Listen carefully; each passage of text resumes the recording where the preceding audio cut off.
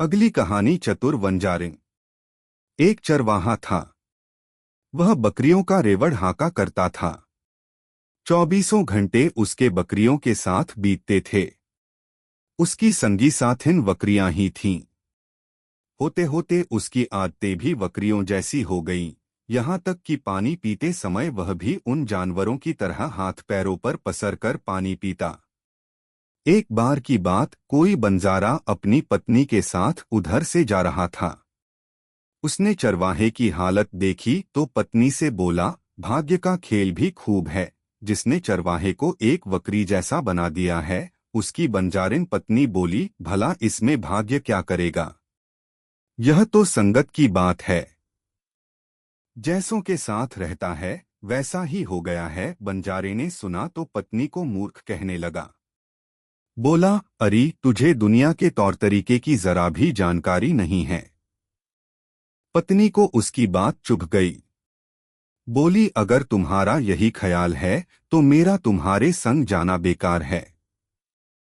मैं यहीं रहूंगी। बंजारा आगे चला गया। वह वहीं ठहर गई। वंजारे के चले जाने के बाद बंजारिन चरवाहे के पास गई। उससे कहा, भैया मैं तेरी धर्मभन हूँ। चरवाहा बोला, मुझे एक दिन में 6 टिक्कड़ खाने को मिलते हैं। तुम चाहो तो मेरे साथ रहो, उन्हीं को मिल बांट कर खा लेंगे। अगले दिन चरवाहे की माँ उसके लिए रोटी लेकर आई। वह बंजारिन को देखकर खुश हुई कि चलो, उसके बेटे का हाथ बंटाने को एक धर्मभन आ गई। बंजारिन दिन में चरवाहे के साथ रहती और रात को उसकी माँ के पास चली जाती। इस तरह कुछ दिन बीत गए। चरवाहे के रहन-सहन में बदलाव लाने के लिए बंजारिन ने उसके खाने में कमी करना शुरू कर दिया। पहले 6 के बदले 4 रोटियां कर दीं, फिर 4 से 3 और फिर एक दिन उसने चरवाहे को एक ही रोटी खाने को दी। कम खुराक मिलने से चरवाहा बहुत कमजोर हो गया। अब बकरियों के साथ साथ फिरने की उसमें ताकत न रही। यह देख बंजारिन ने कहा, तुम बहुत कमजोर हो गए हो। अब यह काम तुम्हारे बस का नहीं। बकरियां बेचकर कोई और धंधा कर लो। पहले उसने इनकार किया, पर अंत में मान गया। बकरियां बिक गईं। इसके बाद बंजारिन उसे लिखना पढ़ना सिखाने लगी। फिर उसे एक पाठशाला में आगे पढ़ने के लिए भेज दिया। पढ़ लिख कर वह विद्वान बन गया। उसने चरवाहे को अच्छी अच्छी आदतें सिखाईं। उसे बताया कि किस तरह उठे बैठे, कैसे भोजन करे। कुछ ही वर्षों में चरवाहा सब कुछ सीख गया। अब बंजारिन ने उसे सलाह दी कि वह राज दरबार में जाए। समझा दिया कि जाकर सिर्फ राजा से ही बात करना। पूछने पर बता देना, मैं पशुओं के बारे में बहुत कुछ जानता हूँ। कहना, महाराज आपके पास बहुत सारे घोड़े हैं, मैं आपको उनकी देखभाल के बारे में अच्छी सलाह दे सकता हूँ। चरवाहे में अब समझदारी आ गई थी। अपनी धर्मभन की सलाह मानकर वह राजदरबार में पहुंचा। वहां एक तरफ बैठ गया। किसी से एक शब्द भी न बोला। लेकिन जब राजा उसके सामने से गुजरा तो चरवाहे ने उठकर जुहार की और जैसा बंजारिन ने बताया था कह दिया। राजा बोला, तुम्हारी बात हमें मंजूर है, लेकिन तुम्हें एक परीक्षा देनी होगी। तुम्हें 2 घोड़ियां दिखाई जाएंगी। दोनों कदकाठी रूपरंग में एक जैसी हैं। तुम्हें बताना होगा कि उनमें कौन सी माँ और कौन सी बछेड़ी है। अगर बता दिया तो तुम्हारी नौकरी पक्की, नहीं तो देश निकाला दे दिया दूंगा। शाम को वह उदास घर लौटा। दरबार की पूरी बात कह सुनाई। बंजारिन बोली, इसमें घबराने की क्या बात है। मैं तुम्हें माँ और बछेड़ी की पहचान का तरीका बता दूंगी। अगली सुबह बंजारिन ने चरवाहे से कहा, तुम राजा से जाकर कहो कि दोनों घोड़ियों को दिन भर चारा न खिलाया जाए। इसके बाद शाम को पानी से भरी एक कुंड और ढेर सारा चारा एक जगह रखवा देना। फिर दोनों घोड़ियों को उस तरफ छोड़ने को कहना। बंजारिन ने आगे की बात उसे अच्छी तरह समझा दी। चरवाहे ने राजा के सामने वही बातें दोहरा दीं। राजा ने उसी के अनुसार आदेश दे दिए। शाम को बंजारिन ने चरावाहे से कहा, जहां तक मेरा ख्याल है, घोड़ी की बछेड़ी पहले आकर पानी पीने लगेगी। अगर माँ पहले आ गई तो वह पानी में मुंह लगाते ही पीछे मुड़कर देखेगी कि उसकी बछेड़ी आ रही है या नहीं। इस तरह तुम्हें पता चल जाएगा कि माँ कौन है और बछेड़ी कौन। इसके बाद चरवाहा राजा के अस्तबल में पहुंचा। पानी की कुंड के पास खड़ा हो गया। दोनों घोड़ियों को छोड़ दिया गया। माँ पहले पानी के पास पहुंची, लेकिन उसने पानी से मुंह लगाते ही तुरंत पीछे मुड़कर देखा कि बछेड़ी आई या नहीं। यह देखते ही चरवाहा माँ को पहचान गया। जब थोड़ी देर बाद घोड़ी और बछेड़ी ने पानी पीकर चारा खा लिया, तो चरवाहा राजा के पास पहुंचा और बदिया कि दोनों में माँ कौन सी है और बछेड़ी कौन सी है। उसकी चतुराई देखकर राजा बहुत खुश हुआ और उसे पशुओं की देखरेख के लिए सलाहकार नियुक्त कर लिया। होते होते वह अमीर आदमी बन गया। शहर में शान से रहने लगा। कुछ साल बाद वह वंजारा, जो अपनी पत्नी को वहां छोड़ गया था, फिर शहर में आया। बंजारिन को इसका पता चल गया। उसने चरवाहे से उसे भोजन का न्योता देने को कहा। वह जाकर निमंत्रण दे आया। दावत के बाद बंजारा ध्यान से चरवाहे का मुंह देखने लगा। उसे सूरत कुछ पहचानी सी लग रही थी। इस पर चरवाहा हंस पड़ा। पूछा, क्या आपको मेरी शक्ल याद है? वंजारे ने कहा, इतना तो लगता है कि तुम्हें कहीं न कहीं देखा है, लेकिन कब कहाँ यह याद नहीं पड़ता। तब चरवाहे ने अपनी धर्मभन बंजारिन को बुलाया। पत्नी को देखते ही बंजारा सारी बात समझ गया। उसने पत्नी से क्षमा मांगी। उसके बाद बंजारा और उसकी पत्नी चले गए। चरवाहा आराम से रहने लगा। वह राजा का पशु सलाहकार तो बन ही गया था। अगली कहानी, दो चालाक भाई। एक राजा था। उसका मंत्री बड़ा चतुर था। मंत्री दो बेटे छोड़कर स्वर्ग सिधार गया। बेटे अपने पिता जैसे चतुर चालाक थे। राजा ने उन्हें मंत्री बनाने की सोची, लेकिन दरबार के कुछ लोगों ने उनके खिलाफ षड्यंत्र रचा। राजा से कह दिया, इनके स्वर्गीय पिता ने हमसे 60,000 रुपए कर्ज लिए थे। इस पर नए मंत्री ने कहा कि जब तक ये लोग कर्ज न चुका दें, मंत्री का सम्मानजनक पद इन्हें देना ठीक नहीं। राजा ने मंत्री के बेटों को बुलाकर कर्ज के बारे में पूछा। लड़के बोले, अन्नदाता, हमें तो इसके बारे में कोई जानकारी नहीं है। लेकिन जब नए मंत्री ने इसका दावा किया है, तो हम जरूर अदा करेंगे। इसके बाद उन्होंने राजा से कोई नौकरी देने की प्रार्थना की।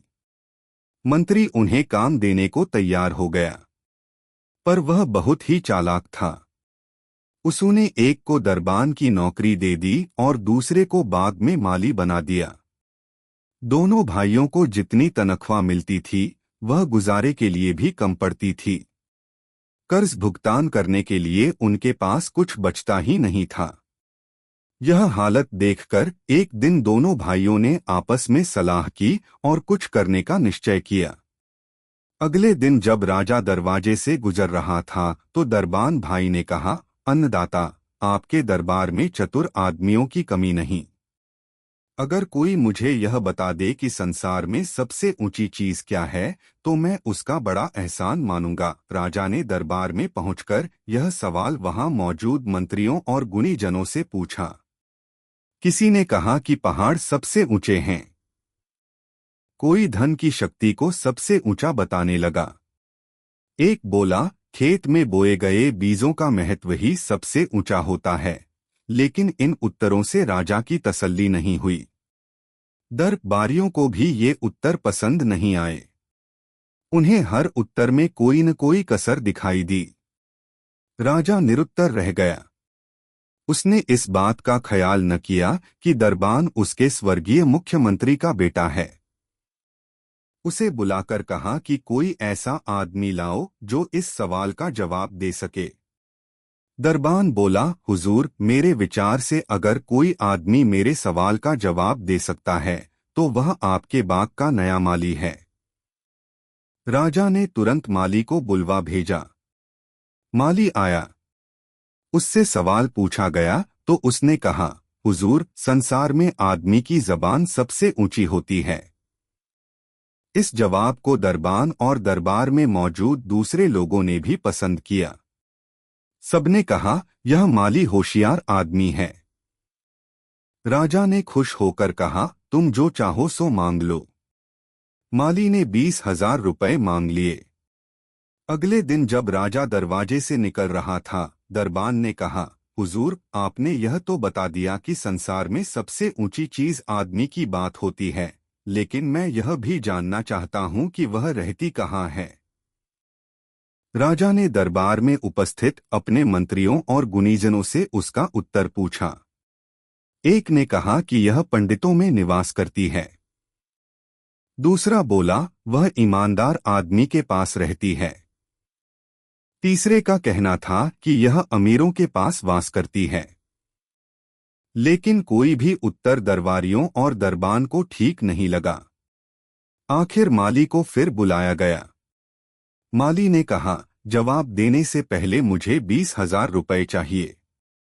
राजा ने दिलवा दिए।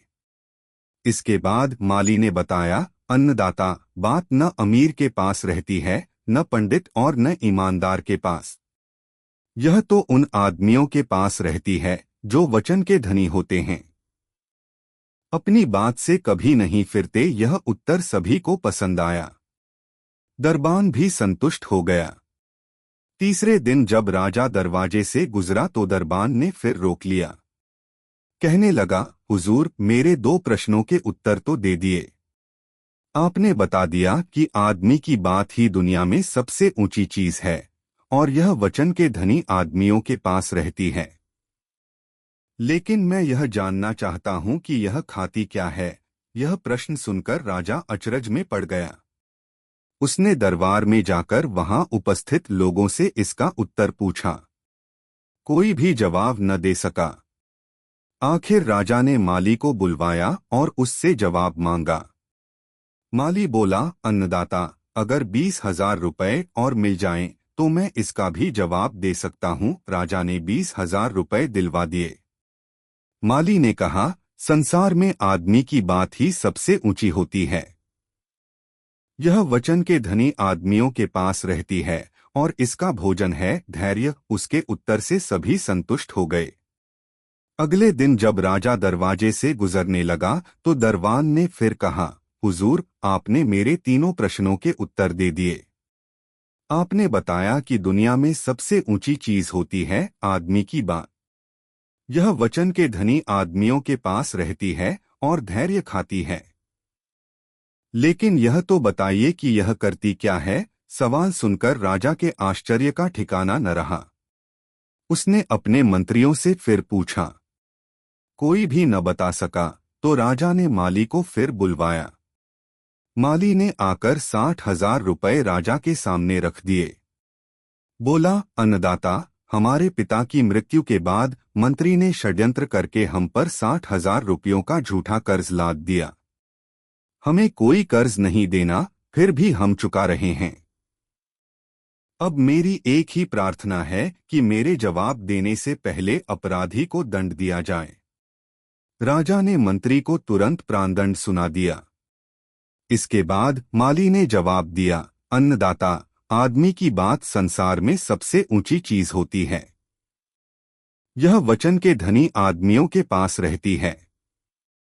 धैर्य इसका भोजन है और यह ऐसे ऐसे काम करती है जो धन, बल और बुद्धि से भी नहीं किए जा सकते। एक लड़के के मुंह से ऐसा जवाब सुनकर वहां मौजूद हर आदमी चकित रह गया। राजा तो इतना खुश हुआ कि उन दोनों भाइयों को उनके स्वर्गीय पिता की जगह मंत्री पद दे दिया। अगली कहानी दिल्ली की सैर। एक बार किसी जाट ने एक मियाँ से पूछा, खान जी, मेरी दिल्ली देखने की बड़ी तमन्ना है, क्या करना चाहिए? मियाँ ने जवाब दिया किसी आदमी को 2 जूते लगा दो तो तुम्हें दिल्ली दिखाई दे जाएगी। चूंकि वहां दूसरा तो कोई था नहीं, बस जाट ने जूते उतारे और मियाँ के जमा दिए। मियाँ ने इस घटना की शिकायत थाने में कर दी। थानेदार ने जाट को दिल्ली में काजी के सामने पेश होने का हुक्म दिया। जाट बोला, बहुत अच्छे, मैं यही तो चाहता था। और वह दिल्ली की ओर चल दिया। जब वह शहर में दाखिल हो रहा था तो उसे मिठाई की एक दुकान दिखाई दी। जाट को जोर की भूख लगी थी। हलवाई की दुकान में तरह तरह की स्वादिष्ट मिठाइयां सजी हुई थीं। जाट ने एक मिठाई की तरफ इशारा करके पूछा, यह क्या है? हलवाई बोला, 2 उठा। जाट ने सोचा कि हलवाई उससे 2 उठाने को कह रहा है। बस उसने 2 डलियां उठा लीं। इसके बाद जाट ने दूसरी मिठाई की तरफ संकेत करके उसका नाम पूछा तो हलवाई ने कहा, खाजा। जाट ने समझा हलवाई कह रहा है कि उसे खा ले। बस उसने कई टुकड़े उठाए और चट कर गया। जाट मिठाइयां खा चुका तो हलवाई ने पैसे मांगे। जाट ने पैसे देने से इनकार कर दिया और काजी की अदालत वाली सड़क पर चल दिया। हलवाई भी जाट के पीछे पीछे काजी से न्याय मांगने उसकी अदालत की तरफ चल पड़ा। रास्ते में एक औरत अपने बेटे के साथ चली जा रही थी। बेटा बहुत शरारती था। परेशान होकर औरत जाट से बोली, अरे भैया, जरा कान तो काट दे इस शैतान के। जाट ने झट चाकू निकाला और लड़के के दोनों कान काट दिए। यह देखकर औरत चिल्लाने लगी, अरे लोगों, इस आदमी ने मेरे बेटे के कान काट दिए। उसका रोना सुनकर लोग इकट्ठे हो गए। जाट बोला, मैं तो काजी के पास जा रहा हूँ, ये औरत भी चली चले। आगे रास्ते में जाट ने एक सुंदर लड़की को बनिए को दुकान से तेल खरीदते देखा। तभी लड़की के हाथ से कुछ तेल गिर गया। वह रोने लगी कि उसका पिता इस बात पर बहुत नाराज होगा। बनिए ने कहा, अरे इसमें रोने की क्या बात है? तेल के गिरने से तुम्हारे कुछ बुरे ग्रह शांत हो गए होंगे। यह सुनकर जाट सोचने लगा, लगे हाथों बनिए का भी कुछ भला हो जाए और इसके सारे बुरे ग्रह ही शांत कर दिए जाएं तो कैसा।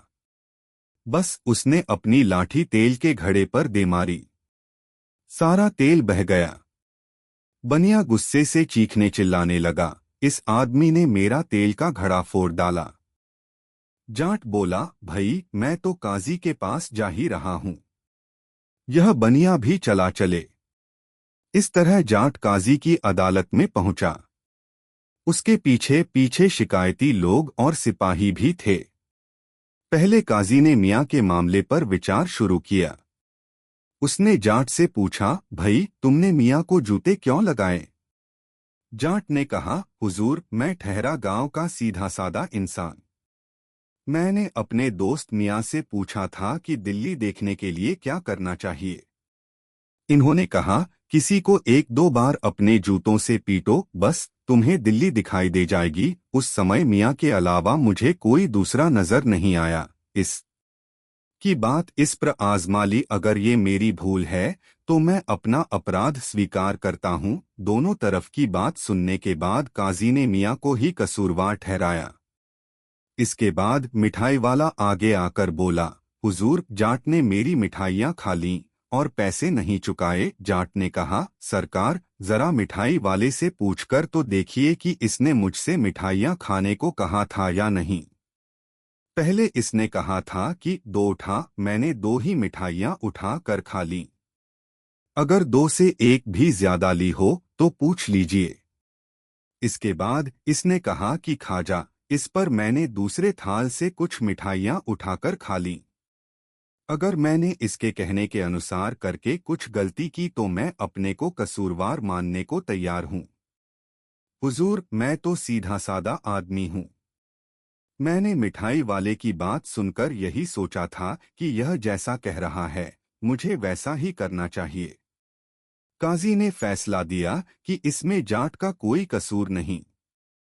मिठाई वाले को यह समझना चाहिए था कि जाट एक भोला भाला गांव का आदमी है और उसे मिठाइयों के नाम मालूम नहीं हैं। इसके बाद वह औरत अपने बेटे को लाई, जिसके कान जाट ने काट लिए थे। जाट ने कहा, हुजूर, जरा इस औरत से तो पूछिए कि इसने मुझसे अपने शैतान लड़के के कान काटने को कहा था या नहीं। औरत बोली, मतलब ये थोड़ा ही था कि जाट मेरी बात को एकदम सच ही समझ ले। इस पर जाट ने कहा, भाई, मैं तो हूँ एक सीधा सादा गांव वाला।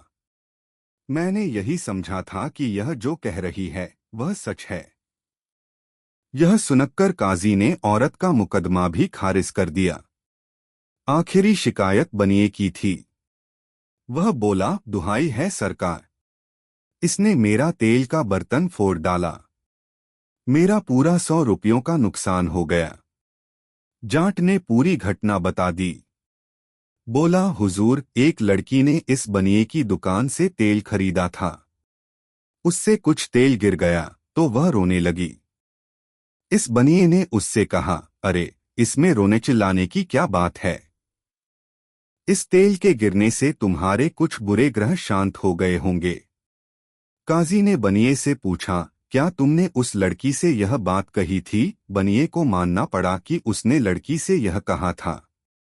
इस पर जाट बोला, तब तो हुजूर, मैंने तेल का घड़ा तोड़कर बनिए के साथ भलाई ही की, क्योंकि उससे इसके सारे बुरे ग्रह शांत हो गए। जाट की बात सुन काजी हंसने लगा और उस मुकदमे को भी खारिज कर दिया। अब जाट को दिल्ली घूमने की छूट मिल गई थी। उसने जी भर कर दिल्ली की सैर की। 4 बहादुर राजपूत। एक राजपूत था, उसका नाम हिम्मत सिंह था। वह बहुत ही गरीब था। उसने परदेश जाकर किस्मत आजमाने की ठानी। चलने से पहले उसने देखा तो उसके पास सिर्फ 4 टके की पूंजी थी। उसने 1 टके के भुने चने खरीदे और बाकी 3 टके जेब में रखकर लंबे सफर पर चल दिया। रास्ते में उसी दिशा में जाने वाला एक बनिया उसे मिल गया। दोनों का साथ हो गया।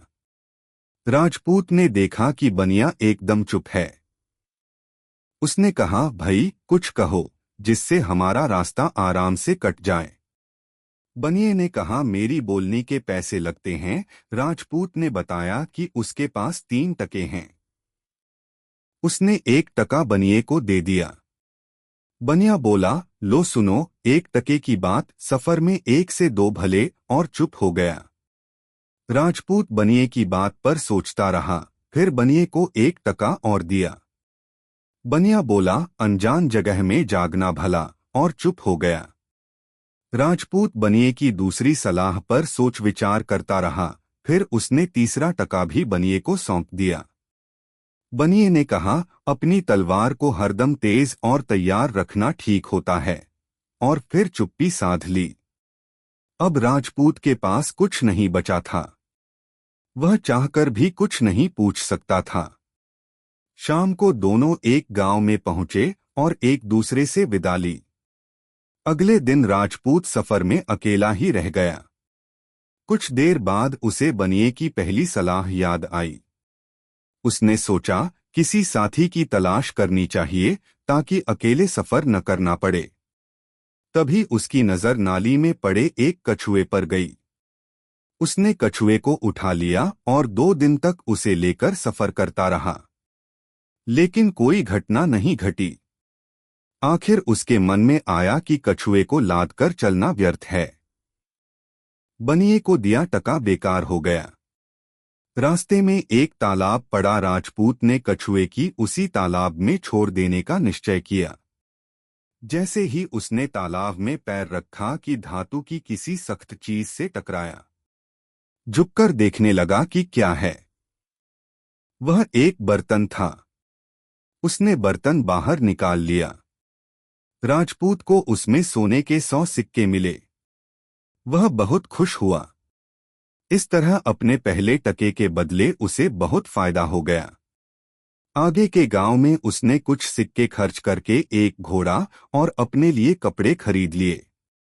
अगले दिन वह फिर सफर पर चल दिया। शाम ढले एक शहर में पहुंचा।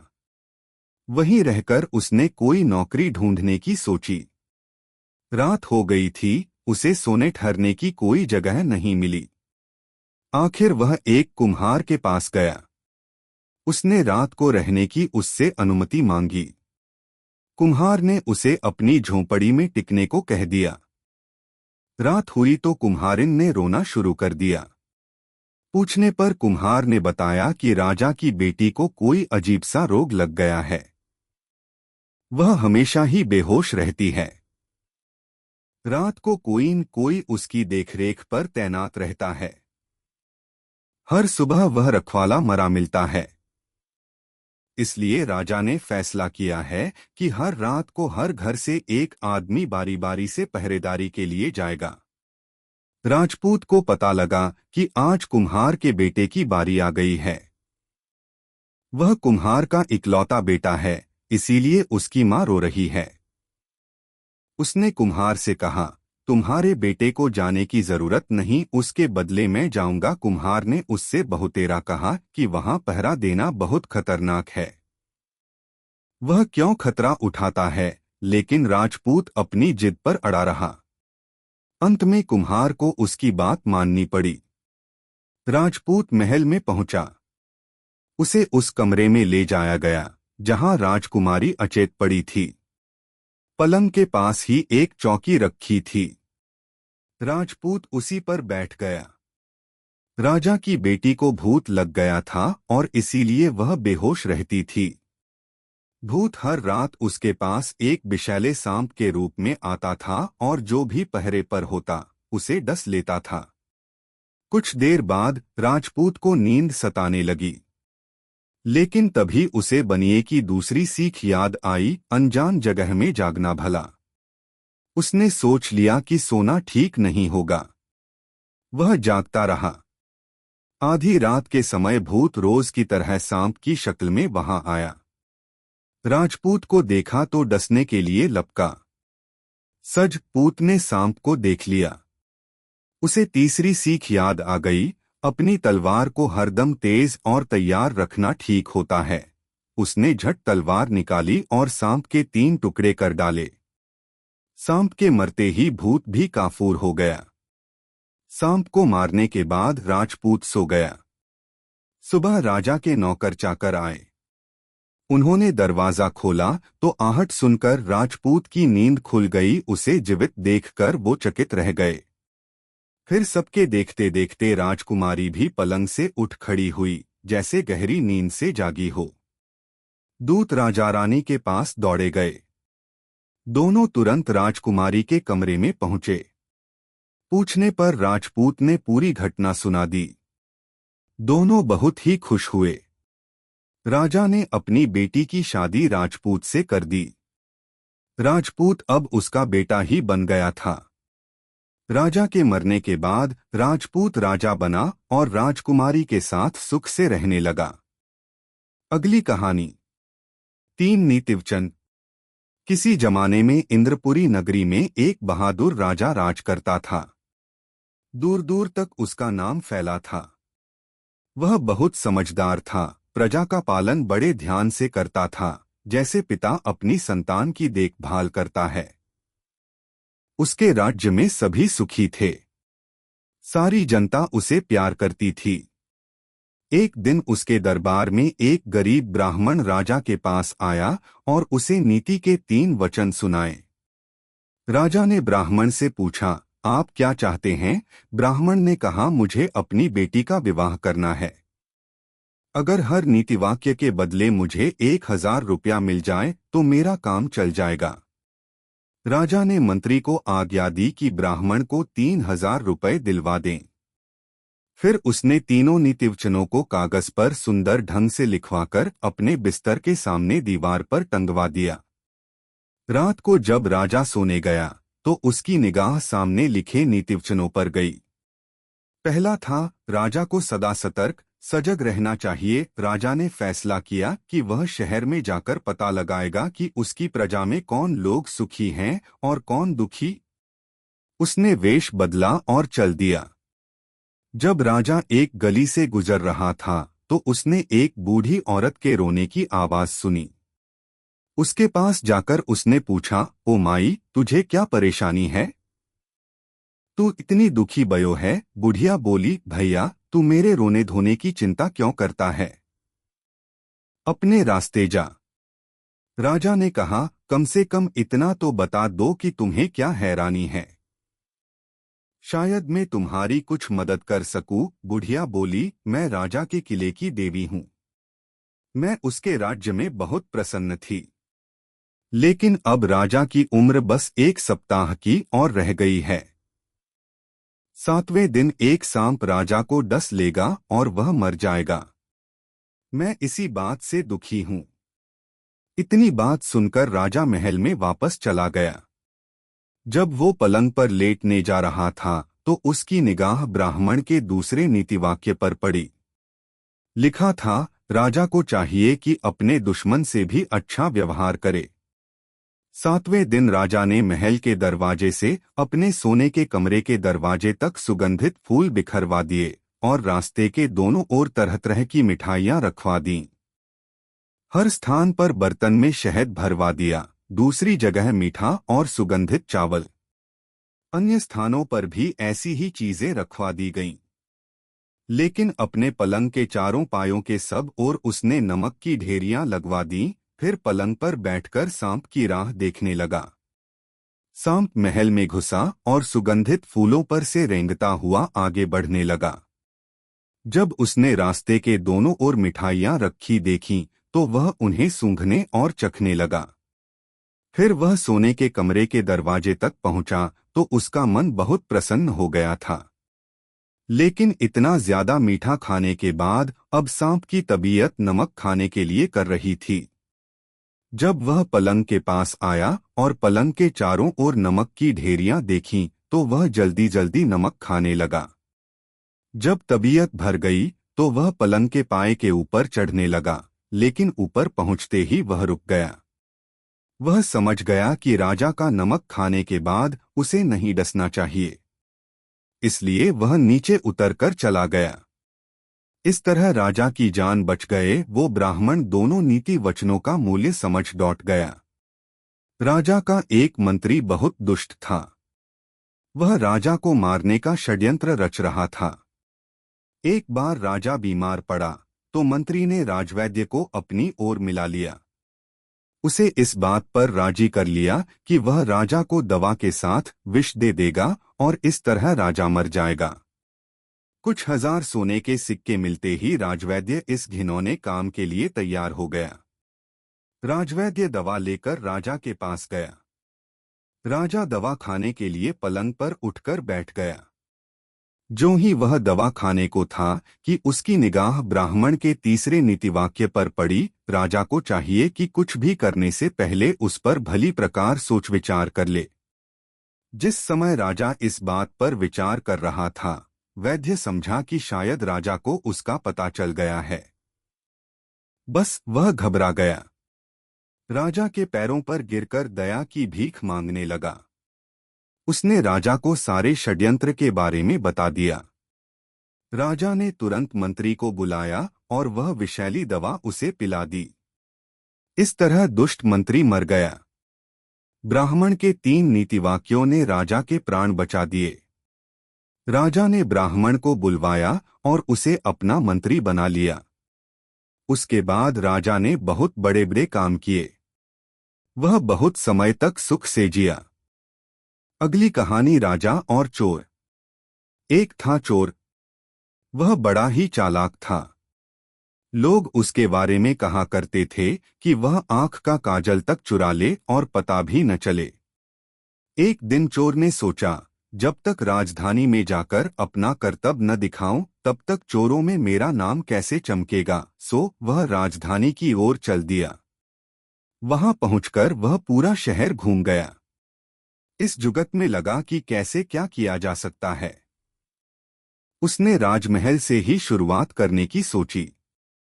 राजमहल पर रात दिन बहुत सारे सैनिक पहरा देते थे। नजर बचाकर कोई भी महल में नहीं घुस सकता था। महल में एक बड़ा घंटा था जिसे हर घंटे के बाद बजाकर रात दिन का समय बताया जाता था। चोर ने लोहे की कुछ कीलें इकट्ठी कीं। रात को 12 बजे जब घंटे बजाए जा रहे थे, हर आवाज के साथ उसने महल की दीवार में एक एक कील ठोंक दी। इस तरह जरा भी आवाज किए बिना उसने दीवार में 12 कीलें गाड़ दी और उन कीलों के सहारे चढ़कर वह महल के अंदर गया और खजाने में घुसकर उसने बहुत से हीरे जवाहिरात चुरा लिए। सुबह जब चोरी का पता लगा तो मंत्रियों ने राजा को खबर दी। सुनकर राजा बहुत नाराज हुआ।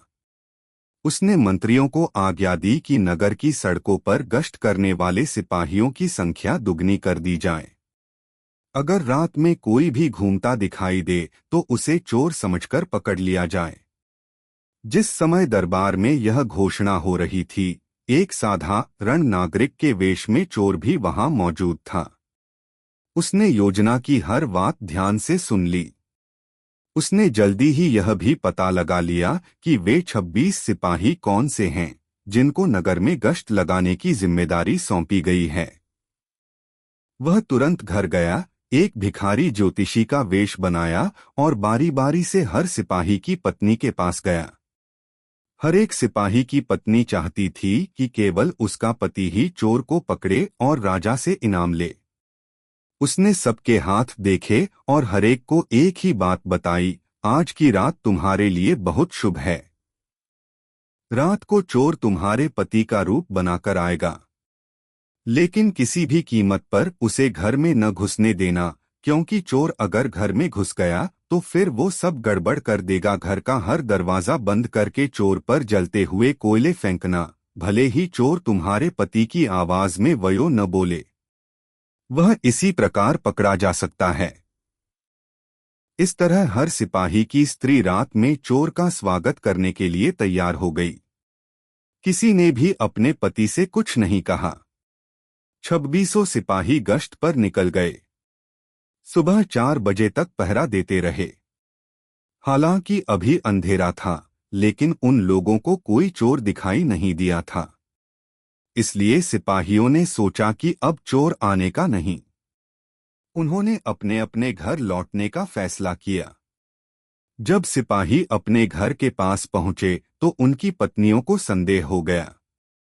जैसा चोर ने उन्हें बताया था वैसा ही वे करने लगीं। नतीजा यह हुआ कि सभी सिपाही जल गए और बड़ी मुश्किल से यह बात पत्नियों को समझा पाए कि वे सचमुच उनके पति ही हैं। तब जाकर घर के दरवाजे खुले। सब सिपाही जल गए थे, इसलिए उन्हें अस्पताल भेजा गया। अगले दिन जब राजा दरबार में आया तो उसे सारी घटना बताई गई। सुनकर वह बहुत परेशान हुआ। उसने सिपहसालार को बुलाकर कहा, तुम खुद चोर को पकड़ो।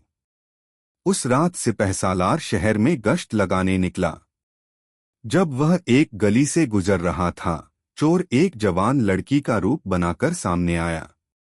सिपहसालार ने पूछा, तू कौन है? चोर ने जवाब दिया, मैं चोर हूँ। सिपहसालार समझ कि वो औरत उसे से मजाक कर रही है, इसलिए उसने कहा, मजाक मत करो।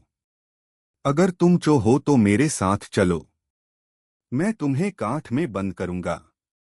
औरत बना चोर सिपहसालार के साथ काठ की तरफ चल दिया। जब वे काठ के पास पहुंचे तो चोर बोला, आप इसके चोर को कैसे बंद करते हैं? मुझे बता दें तो आपको बड़ी मेहरबानी होगी। सिपहसालार बोला, मैं तुम्हें समझाने के चक्कर में पहुं तो हो सकता है कि तुम भाग जाओ। चोर ने कहा, मैंने खुद अपने को आपके हवाले किया है, मैं भला भागूंगी क्यों? बात सिपहसालार को जंच गई। वह उस औरत को यह बताने को तैयार हो गया कि काठ में अपराधी को कैसे फंसाया जाता है। जैसे ही सिपहसालार ने अपने हाथ पैर काठ में डाले, चोर ने काठ में ताला लगा दिया और उसे राम राम करके चलता बना। उस रात काफी ठंड थी। दिन निकलने तक सिपहसालार सर्दी के मारे अधमरा हो गया। जब सिपाही बाहर निकले तो उन्होंने देखा कि सिपहसालार साहब तो काठ में कैद पड़े हैं। उन्होंने उसे निकाला और दवादारू कराने के लिए ले गए। अगले दिन जब राजा दरबार में आया तो उसे रात वाली घटना के बारे में बताया गया। इस पर वह इतना परेशान हुआ कि उसने खुद ही चोर की खोज में जाने का फैसला किया। चोर तो दरबार में मौजूद था। उसे ने सारी बात सुन ली। रात को चोर ने साधु का वेश बनाया और शहर में एक किनारे पर वह पेड़ के नीचे जा बैठा। सामने आग जगा ली। राजा गश्त पर निकला। वह 2 बार चोर के सामने से गुजरा। जब तीसरी बार वहां से जा रहा था तो उसने पूछा, क्या तुमने किसी अजनबी को इधर से जाते देखा है? चोर बोला, मैं तो पूजा और ध्यान में मगन था। अगर कोई गुजरा भी होगा तो मैंने नहीं देखा। हाँ, आप चाहें तो खुद यहाँ बैठकर देख सकते हैं। यह सुनते ही राजा के मन में एक विचार आया। उसने चोर से कहा, तुम मुझे अपने कपड़े दे दो और मेरे कपड़े ले लो। मैं यहाँ धूनी पर बैठता हूँ। तुम शहर में गश्त लगाओ। काफी बहस करने के बाद चोर ने राजा की बात मान ली। दोनों ने आपस में कपड़े बदल लिए। इसके बाद चोर फौरन राजा के घोड़े पर बैठा और राजमहल में जाकर राजा के सोने के कमरे में आराम से सो गया। उधर राजा साधु के वेश में चोर को पकड़ने की प्रतीक्षा में बैठा रहा। सुबह 4 बजे तक न तो वह साधु ही लौटा, न कोई अजनबी या चोर नजर आया, तो उसने राजमहल लौट जाने का निश्चय किया। लेकिन जब राजा राजमहल के द्वार पर पहुंचा तो पहरेदारों ने समझा कि राजा तो कभी के आ चुके हैं। यह जरूर चोर है और वेश बदलकर महल में घुसना चाहता है। उन्होंने राजा को पकड़कर काल कोठरी में डाल दिया। राजा चीखता चिल्लाती रही पर किसी उसकी एक ना सुनी। सुबह जब दिन का उजाला हुआ तो कोठरी के बाहर पहुं पर तैनात सिपाही ने राजा को पहचान लिया। डर के मारे बुरी तरह कांपने लगा। राजा के पैरों पर गिर पड़ा। तब रात्र ने बाकी सिपाहियों को बुलाया और महल में चला गया।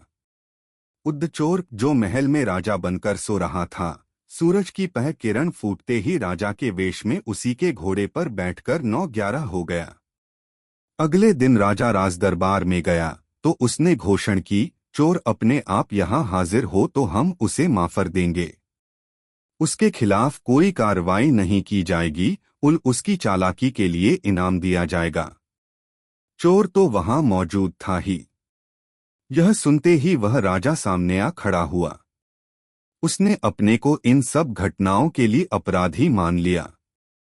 प्रमाण के रूप में वे सब जवाहिरात निकालकर सामने रख दिए जो उसने महल से चुराए थे। राजा के कपड़े और घोड़ा भी दे दिया।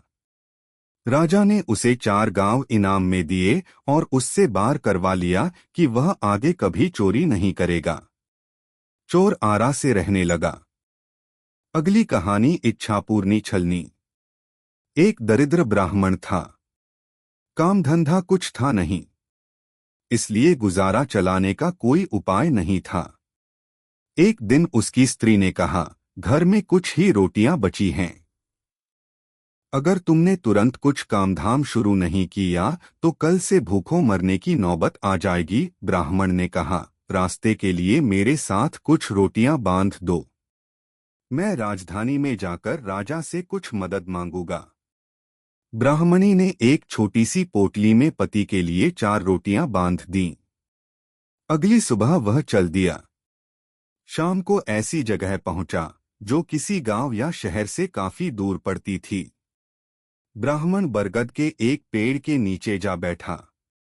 उसने खाने के लिए रोटियां की पोटली खोल ली। सिर्फ 4 ही रोटियां थीं। इसलिए सोचता हुआ अपने आप से ही कहने लगा, एक बाह या 2 या 3 खाऊं या फिर चारों ही खा जाऊं। बरगद के पेड़ पर 4 भूत रहते थे। वे समझे कि ब्राह्मण उन्हें ही खाने की बात कर रहा है। वे बहुत डर गए। 4 भूत पेड़ से उतरकर ब्राह्मण के सामने आए और दंडवत प्रणाम करके बोले, हमारे योग्य कोई सेवा हो तो बताइए। ब्राह्मण ने झट सारी बात समझ ली। बोला, मेरो आमदनी का कोई साधन नहीं है। कुछ ऐसा करो कि मैं आराम से रह सकूं, नहीं तो मैं तुम चारों को खा जाऊंगा। भूत एक छलनी लेकर आए। ब्राह्मण से बोले, यह इच्छ पूरी करने वाली छलनी है। इसे हिलाकर जिस चीज की इच्छा हो उसका नाम लो। बस वह छलनी से गिर पड़ेगी। ब्राह्मण ने छलनी ले ली और अगली सुबह घर की उचल दिया। वह इतना खुश और उत्तेजित था कि ज्यादा दूर सफर नहीं कर सका। दूसरे एक बात और भी थी। अपने गांव पहुंचने से पहले वह उस छलनी को परख लेना चाहता था। शाम को वह एक गांव में पहुंचा। यह गांव उसके अपने गांव से काफी दूर था। वहां उसने एक जाट से रात को टिकने का बात कही। जाट तुरंत तैयार हो गया, लेकिन उसने कहा, मैं तुम्हें खाना वाना नहीं खिला सकूंगा। ब्राह्मण बोला, तुम इसकी चिंता मत करो, इसका प्रबंध मैं अपने आप कर लूंगा। बस तुम जरा झोंपड़ी में मुझे कुछ देर के लिए अकेला छोड़ दो, मैं सारी घर के लिए बढ़िया खाने का प्रबंध करता हूँ। ब्राह्मण की बात सुनकर जाट और उसकी माँ बहुत उत्कंठित हो उठे। वे दोनों दरवाजे के पीछे छिपकर देखने लगे कि ब्राह्मण क्या करता है। झोंपड़ी के अंदर जाते ही ब्राह्मण ने छलनी को हिलाना शुरू कर दिया और तरह तरह की मिठाइयों और पकवानों के नाम लेने लगा। पलक झपकते ही सब चीजें बड़ी तश्तरियों में वहां दिखाई देने लगीं। अब ब्राह्मण ने जाट और उसकी मां को बुलाया और उन सब ने मिलकर भर पेट स्वादिष्ट भोजन किया। रात को ब्राह्मण के सो जाने के बाद मां बेटे ने मिलकर षड्यंत्र रचा कि वे उस छलनी को चुरा ले ताकि उनकी खाने पीने की समस्या हमेशा के लिए हल हो जाए। सो जाट चुपचाप झोंपड़ी में घुसा और छलनी चुरा ली। फिर ब्राह्मण के मुंह में कपड़ा ठूसकर उसके हाथ पैर बांध दिए और झोंपड़ी के बाहर फेंक दिया। अगली सुबह उधर से गुजरने वाले कुछ लोगों ने बेचारे ब्राह्मण को वहां पड़े देखा तो उसके हाथ पैर खोल दिए। लेकिन ब्राह्मण घर जाने के बजाय उसी बरगद के पेड़ की तरफ वापस लौट चला और शाम को वहां जा पहुंचा। जब जरा अंधेरा हुआ तो वह चिल्ला चिल्लाकर भूतों को पुकारने लगा। आवाज सुनते ही भूत पेड़ से नीचे उतरे और ब्राह्मण को दंडवत प्रणाम करने लगे। ब्राह्मण ने उन्हें बता दिया कि उनकी छलनी तो किसी काम नहीं आई और वह चोरी में चली गई। इस पर भूतों ने कहा, इस बार हम तुम्हें एक लाठी देंगे। तुम जिसको कहोगे उसी को यह पीटने लगेगी। इसके अलावा हम तुम्हें एक शंख भी देंगे। वह करेगा कुछ नहीं, पर बातें बड़ी बड़ी बनाएगा। इन चीजों से तुम्हारा काम बन जाएगा। ब्राह्मण ने कहा, हाँ, यह ठीक रहेगा। उसने लाठी और शंख लिया और उसी गांव की तरफ चल दिया जहां वह सुबह पहुंचा था। उसने जाट से फिर रुकने की आज्ञा मांगी। जाट ने सोचा, शायद इस बार ब्राह्मण कोई नई चीज लेकर आया है, इसलिए उसने और उसकी मां ने ब्राह्मण को ठहरा लिया। रात हुई तो ब्राह्मण अपनी कोठरी में चला गया और शंख से बोला, ओ शंख, यह जाट बेचारा बहुत गरीब आदमी है, इसके लिए मुझे 100 सिक्के दे दो। शंख ने जवाब दिया, तुम 100 सिक्कों की क्या बात करते हो, 200 सिक्के ले लो। और फिर शंख से ऐसी आवाज आई जैसे सिक्के गिन रहा हो। जाट को बहुत आश्चर्य हुआ। उसने सोचा, शंख तो उस छलनी से भी बढ़िया है। माम बेटे ने छलनी की तरह शंख को चुराने की योजना बना ली। कुछ देर बाद ब्राह्मण ने ऐसा बहाना किया जैसे सो रहा हो और शंख को अपने तकिए के पास रख लिया। जाट चुपचाप अंदर घुसा और जैसे ही उसने शंख पर हाथ रखा, ब्राह्मण झट उठ बैठा और चिल्लाकर लाठी से बोला, जाट की खूब ठुकाई करो। लाठी ने जाट की खूब खबर ली, तब तक उसे पिट रही जब तक उसका हाल बेहाल न हो गया। बेचारा ब्राह्मण के पैरों में गिर पड़ा। बोला, मेहरबानी करके लाठी को रोक लो, रोक लो। वह गिड़गिड़ाने लगा, लो, अपनी छलनी को वापस ले लो। छलनी मिलने के बाद ब्राह्मण ने लाठी को रुकने का आदेश दे दिया। अगली सुबह वह अपने घर जा पहुंचा। इसके बाद छलनी की सहायता से ब्राह्मण और उसकी स्त्री खूब आनंद से रहने लगे। अगली कहानी आलसी का प्रण। पुराने जमाने में एक बड़ा ही बलवान राजा था। उन दिनों हर राज दरबार में कुछ चारण भाट हुआ करते थे। वे राजा के बड़े बड़े कामों का गान किया करते थे। ऐसा ही एक चारण इस राजा के दरबार में रहता था। वह बूढ़ा और बुद्धिमान आदमी था। एक शाम उस चारण ने कहा, बिना ऊंचे उद्देश्य के जीने से अच्छा है कि जिंदगी में कोई न कोई उद्देश्य जरूर रखा जाए, भले ही वह कितना ही उलझुल क्यों न हो। इसी बात पर उसने यह कहानी सुनाई। तेजा नाम का एक जाट था। वह बहुत ही आलसी था। अपने दिन खा और सोकर ही गुजार देता था। कोई काम नहीं करता था। जब वह छोटी उम्र का था तो पिता उसकी देखभाल करते थे। उसके पिता के गुजर जाने के बाद कुछ समय तक उसके भाई सहारा देते रहे। फिर एक धनी परिवार में उसका विवाह हो गया और बहुत वर्षों तक उसके ससुर उसका खर्च चलाते रहे। लेकिन ऐसी बातें आखिर कितने दिन चलती। हर चीज की एक सीमा होती है। एक दिन सवेरे ही जाट की पत्नी ने आकर बताया, हमारे पास जो कुछ भी था सब खत्म हो गया।